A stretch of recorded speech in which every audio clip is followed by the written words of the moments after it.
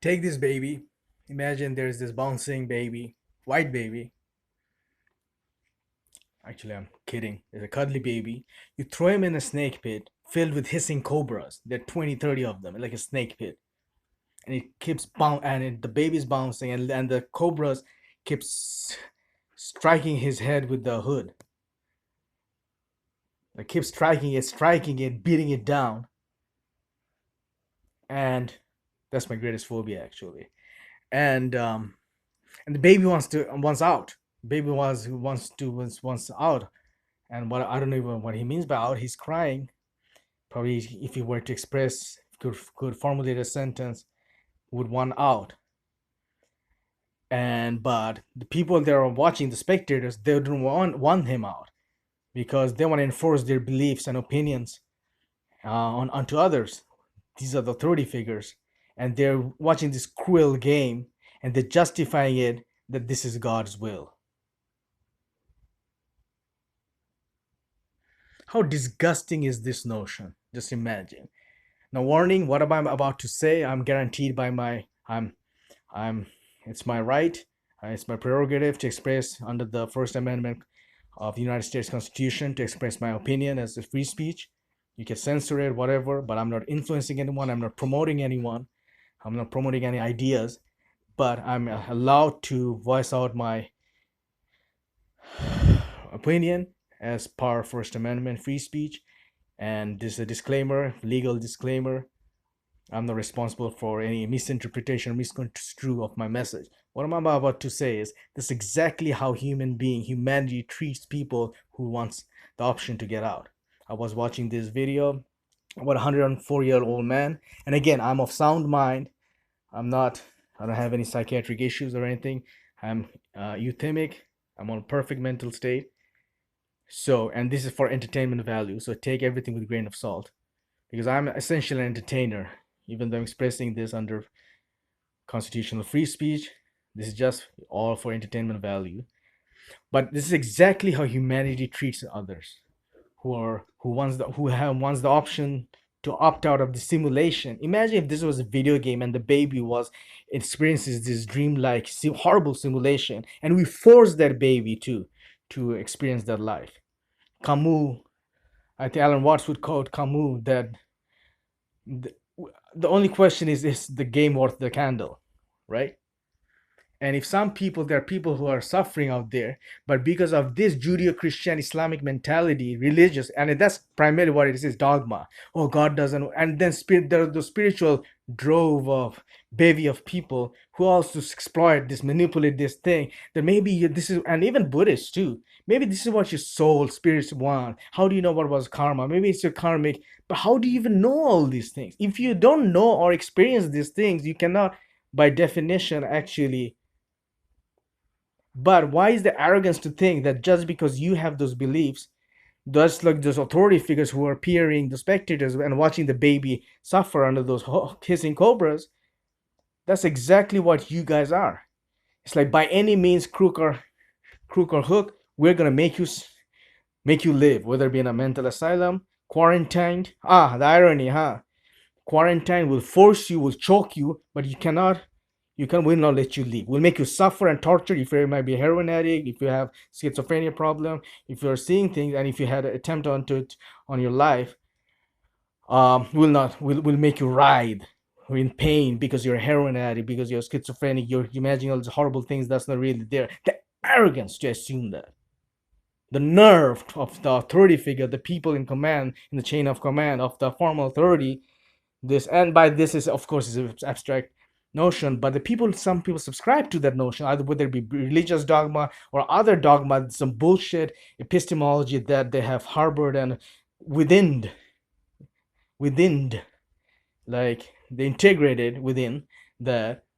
That's the right way, whether it be government, and we live in a police state, totalitarian, like cyber police state, whether Facebook or Twitter. Even if you mention something related as suicide, or if we should have the humans should have the option to opt out of this game, this simulation, or whatever it could be, we talk about this baggage. Oh, we love you, you need a hug. Fuck you, you need a hug. Maybe you're not loved enough, we care for you. And that's so patronizing, insulting, and condescending to your peer, your fellow human being. But it's like, suppose the baby is in the in the pit, and it's like, maybe, who knows, there's this grander, bigger picture, everything will work out perfectly. Fuck you, who the hell are you to suggest that? So I'm with I think, what's her name, Nadine Stair. If she was the former president of ACLU. That's kind of heroic to me. It takes certain courage to voice out all these grievances or your dissent, which people, which is like sort of a taboo, a forbidden, uh, this trespass, something you cannot, blasphemy, if you even suggest this notion, and you're held as, it's just like those heretics who are prosecuted, not prosecuted, who are burnt at stake just because of their dissenting opinion, that under the guise of, whether it be Protestants or witchcraft, or the moment you have some deviant notion, even if you entertain the possibility, the majority, the tyranny of the Democrats and the majority will shut you down, will hammer you down, just like Shirley Jackson's The Lottery. That's the danger of tradition. And some formal education, academia, under the guise of pretentious mind expansion and whatnot, they just drill and further hammer in the idea. Who questions the questioner? Who questions the authority? Quies ipsos custodia, whatever the fucking Latin proverb is. Who guards the guardsman? Who is in control of the Supreme Court justice? Who watches the watcher? Oh, it's a collective. Why? But collective notion, as history says, collective notion, the psyche was collectively wrong during apartheid, during slavery, during the other, like even Hiroshima, Nagasaki, like, and the allowance of genocides, whether it be Rwanda, Armenia, Bangladesh, Pol Pot, Cambodia, or whatever. This shows the collective consciousness was sleeping back then. They assumed this is normal. So we have normalized farther Guantanamo. We have normalized far more egregious thing. But the moment you suggest notions like these, all this Facebook police, Twitter police saying, oh, all this 1-800 number, and I understand it's well intentioned. And again, I'm excited and nervous a little, so I'm on sound mind. Don't freak out or anything. But we humans, it's on my basic human right to even question him under free speech. You talk about free speech. I should have the right to question and at least voice out my opinion without having the threat that someone will come, that someone will buzz down the door and choke me. That humans should at least consider way the notion to opt out.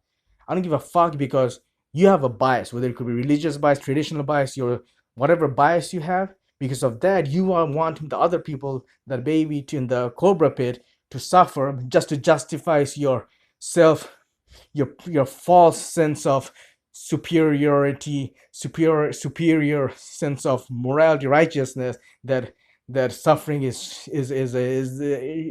sort of grace. There's some grace in suffering, virtue in suffering. Whereas millions who are people, you'd not go get a job. That's what you said, the homeless guy to the drug addict, meth head. Go get a job. As if you have to run the rat race. You have to run the rat race like me. If I can do it, you should do it too. Or else you're weak, you're soft. This is the bully, the tyranny of the majority, so under democracy, the guise of democracy. That's when, whether it be Lord of the Flies or Shirley Jackson Lord, that's when the society become, and it, you know what, it implodes. It implodes. Ultimately it traps itself, and people like me will snicker and jeer and sneer, hey, what happened to your formal system now? The fuck can you do with the COVID-19? Karma is a bitch, huh? I'm just kidding. I'm kidding, America, as Eminem would say.